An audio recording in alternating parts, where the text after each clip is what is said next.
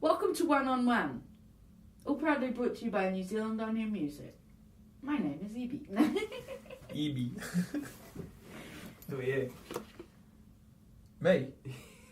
Yeah. Is this still one-on-one?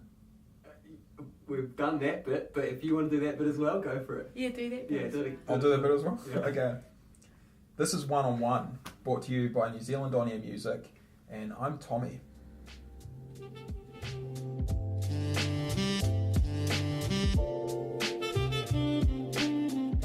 Is your songwriting more biographical or storytelling based? Biographical. Yeah, I tried once to write a song like, ooh, let's base it off a story. But I just felt like Taylor Swift. Which isn't a bad thing, but at the time. It's doing well for her. It's doing really well. She's doing something for... Yeah, but then with Sailor Moon, I was like, damn it, I just want to write a song. So I wrote it about a TV episode I watched, and it made me sound real oh, mysterious. What's wrong with you? But it's it's about a character of TV. So, but yeah, I think I probably write about myself and that than stories, right? Yeah. What do you do? I guess kind of. But yourself is a story, is it not? Yeah. Is that what everything's a biographical story. means? Yourself? I guess so. It's from experiences and things, Yeah. right? I don't know. It's. I guess it would kind of be somewhere in the middle. Yeah, most of it is from stuff that's somewhat relevant to me, but again, I just kind of try and make it vague, so it's it doesn't really have to mean this, it's just kind of observations and stuff like that. Yeah. Stuff that might annoy me a bit, or that's always the easiest stuff to write about, is things that it's you know. Yeah. Why is that? But yeah. Yeah. It's beautiful. I'm with you. Is it my question? Yes. It is. How do you finish a song or get songs to the point of releasing or performing? I guess a lot of the time when the finished product isn't meant to be the finished product, it's just we should probably get a new song out, or you've just been working on something, it's let's just play it, otherwise it's just never gonna happen, and it might change a little bit, but then you just kind of settle with it and stuff, and I don't know, it's a hard one.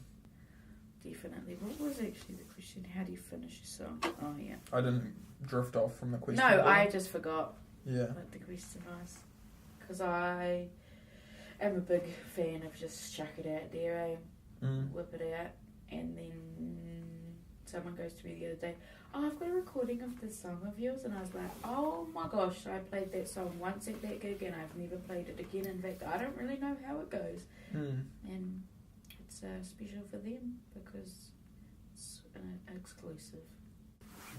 Is it my turn? I believe so. Okay, we've got a few greens in here, let's get through them. Do you remember your first favourite band? What was so great about them? 100% Paramore was the first band I ever got hooked on. I was like, oh my gosh, she's so pretty and clever. Well, my sister showed me them at my uncle's wedding. We were staying all at this beach house, and me and her, Annie, thought it would be cracker. We were upstairs and our car was parked under the window, and we were spitting on the car from upstairs window, and she's like, listen to this song, it's quite terrible. And I was like, damn, it was Misery Business, and I was like, and really ever since that, went hard. So, yeah, I think I'm sure, as a little kid, there are a bunch of things that I was like, yeah, that's cool, S Club 7 and all that, but, I think the first band I probably went pretty hard on was Green Day. You know, when they bought out American Idiot? Yeah. I was all Boulevard of Broken Dreams, you know. Wait, we got your epics, Was that on another one? That's definitely the same one. Pretty political, that one. It's the theme of that album, but yeah, no, I did like that. I got a shit ton of Paramore posters, and then one time there was a leaked nude of Hayley from Paramore.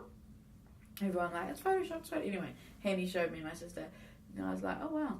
And then I came home the next day, and she had stuck boobs on all my Paramore photos. I was really she'd cut out multiple pairs of the boobs that she just had drawn, and was stuck on every picture, all different sizes to fit the picture. It was really something. Yeah. So, put that one in the trivia bank. What is your musical guilty pleasure and why? I don't know. That's hard. I don't know if there's anything I feel particularly guilty about liking, but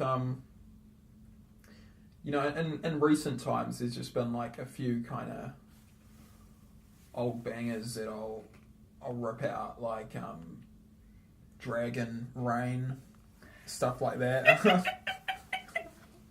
That was a while ago, that one. What else? Yeah. Stuff like that, it's just you're hanging out with some of your mates. Saturday night, getting a bit rowdy. Dun, dun, dun, it's good. Oh man, I shouldn't feel guilty about it. I don't feel guilty. What about you? Yeah, the fun dad. It'll probably be Justin Bieber's album. Some of the bangers off that make me go, I'll tell you what, actually, there was a friend's party a while ago, and someone put on Sorry, and just at that moment I was just you know what, I can get down to this track, Yeah, it's really good. I've put it on a playlist and it'll come on after some indie band, and I'll be like, oh, I like it, it's good. But I do feel bad about it because I don't really like them. But yeah, I feel like it's kind of things that I don't know. A while ago, I would have thought would be real, guilty in that you should feel guilty about liking. I don't know. It seems like it's kind of It seems like it's a bit more cool. Yeah. To real popular stuff. At the moment, you got your pitchforks and all that things, and they're all this is what Taylor Swift is all about. Yeah, this and that. Drake is everything. Mm-hmm. So I don't know. Yeah. Yeah. Whether that's just because they're getting paid money to advertise these things and make them seem real cool, or maybe it's because we shouldn't feel guilty about liking cheesy things. And I also think, when you look at it, the production and the general sound of that new Justin Bieber album, quite good. The latest Taylor Swift album that got me feeling guilty, but I loved it. It was good. Just be proud of your guilt. Yeah. Be proud of guilt. When you kill that man and you're own it! Wait, was that yours or mine? I think it was my turn. I think. Yeah, I'll take that. Sorry. What do you think about the way audiences consume music in today's age? That's really tricky. In fact, I saw that written down once and I went, hey, I could never answer that. What do you think? I don't know. I guess it's the internet changed a lot of things for better or worse, but I suppose music's just so much more available now. Yeah. So you can find so much different things and everything's so accessible, but at the same time, there's less money to be made for musicians and that selling music, because people can just pirate it or whatever, or get it free on the internet and stream it. So yeah, I guess it's like that trade-off kind of like more people can hear, but they're not going to pay for it because we've got streaming services. Yeah. And yeah, I guess. I think definitely the internet has made things different, and I think it also means there's a space for everyone. Like you can listen to weird metal folk, and there's a spot for it.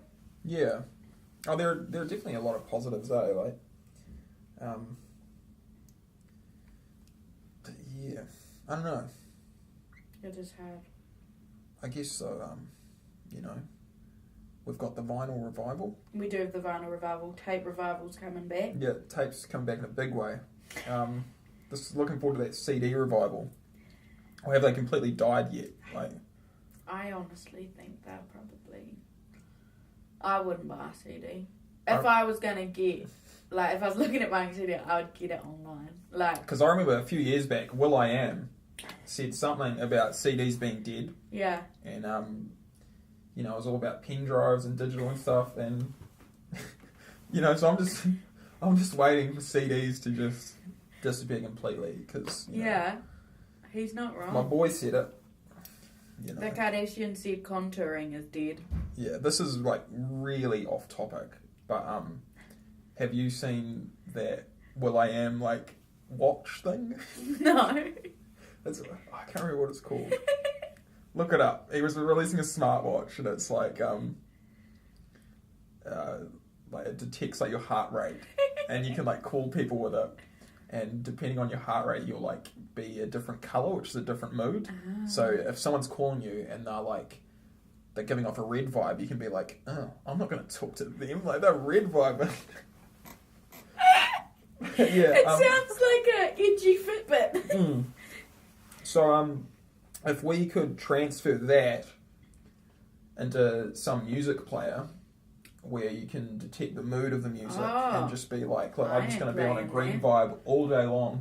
Yeah. I think that'd really shape the, the world. The world in terms of consumption of music and that. Apologies for that. The purpose of the question wasn't necessarily for new ideas for how to consume music, but I like it. Innovator. What can I say? Ideas. Do you love... Last question. Make it a good one. Do you love any artists who speak in a language you don't understand, and why? No. I've never got like that into them, but like Sigur Rós, I definitely there's been plenty of times where I've listened to them and been like, look, I don't care that I don't know what you're saying. Mm-hmm. This is beautiful. There's been a few other examples of that, but it's kind of weird, because like I feel like to a point it's like I don't know, it just feels weird not knowing what the subject is and all that, so I feel like I can't quite connect with it fully. Yes. But Yeah. What about you? It's more like an appreciation.